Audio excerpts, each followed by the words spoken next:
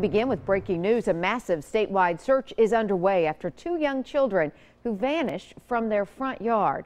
Our Cuthbert Langley's checking on updates from the newsroom right now for us. So Cuthbert, do police have any idea where these children may be? Amy, that's the big question this morning. They say these children really could be anywhere in the state. They were last seen around 9 o'clock last night at their home in Soddy Daisy. It's a town just 30 minutes outside of Chattanooga. And so now they are searching all over the place over there. And they're also telling us here to be on the lookout. Here are the two children we're talking about, Matthew and Hannah Musgrave. Matthew is 4 years old and Hannah is 7. Matthew is about 3 feet tall with brown hair and brown eyes. Hannah is about 3'4" with blue eyes and curly brown hair. Here's a closer look at Matthew this morning. He was last seen wearing camo warm-up pants with no shirt and no shoes. And Hannah was last seen wearing a purple t-shirt with a butterfly on the front, a cream-colored skirt, and no shoes. So again, at this point, investigators tell me they do not have a good pinpoint where these children may be. So they really are asking everyone across the state to be on the lookout. If you do find these children, give Soddy Daisy Police a call. The number there on the bottom of your screen, 423-332-3577, or the TBI hotline at 1-800-TBI-FIND. We're live in the newsroom this morning. I'm Cuthbert Langley, News Channel 5 HD. All right, Cuthbert, thank you. Also, the search is underway for a man who forced 2 restaurant employees into the freezer during an armed robbery. Happened at the Captain D's on Gallatin Pike around 10 last night in Nashville. The suspect demanded the employees get money from the safe and the register, and then he locked them in the freezer. The suspect is believed to be African American, around 20s, wearing black pants, a black hoodie with dreads and gold teeth. So be on the lookout for anyone matching that description, especially the gold teeth. You don't see that very often. Right. And a middle schooler is in the hospital this morning after being injured during a football game. Happened last night at Siegel Middle in Rutherford County. The player was hurt during the match against Laverne Middle and was life-flighted to Vanderbilt. We just got off the phone with medical officials who say the boy is in stable condition.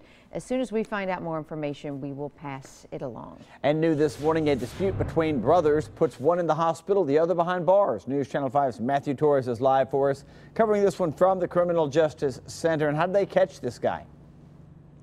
Well, Metro Police say that an officer recognized the description of the suspect in his vehicle, and through that officer was able to track down the suspect.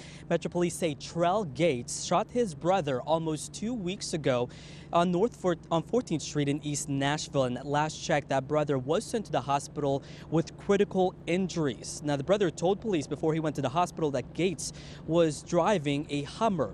An officer recognized the description of the vehicle and, of course, Gates from an encounter he had with him 2 weeks prior to the shooting at a car lot. That same officer went back to the car lot knowing that they had a tracking device, and lo and behold, they were able to track down that Hummer that Gates purchased from the lot. It was found in South Nashville. Police officers pulled him over, and then he allegedly ran away from them. But of course, he was caught just a short while later. And so this morning, he is now in jail, charged with attempted criminal homicide, and is being held on a $250,000 bond. Reporting live at the Criminal Justice Center, Matthew Torres, News Channel 5 HD. We have new details about an innocent bystander injured during a shootout in North Nashville. Police say an off-duty security guard was trying to break up a fight outside a home on Dove Place yesterday when someone pulled a gun. Shots were fired between the gunman and the security guard, but it was a man living nearby that ended up being shot in the leg. He's expected to be okay. No word yet on charges being filed. Well, the Hendersonville police officer that shot and killed a 22-year-old man on a bridge last week is not going to face any charges, and the Sumner County DA says the dash cam video will show you why. It's got the whole confrontation. I want to help you, but I can't. You don't let me. The video right there showing Stephen Dodd balancing on the ledge of the Indian Lake Bridge. There he is on the right side of your screen, kind of the shadowy figure there. He's on top of the bridge, standing on that guardrail area, holding a gun, smoking several cigarettes as a negotiator tries to talk him down for 40 minutes. Dodd points the gun at the negotiator. The officer then shoots him in the leg, and he falls to his death. This is an unavoidable situation. It was a tragic situation, but this department did everything that they should do.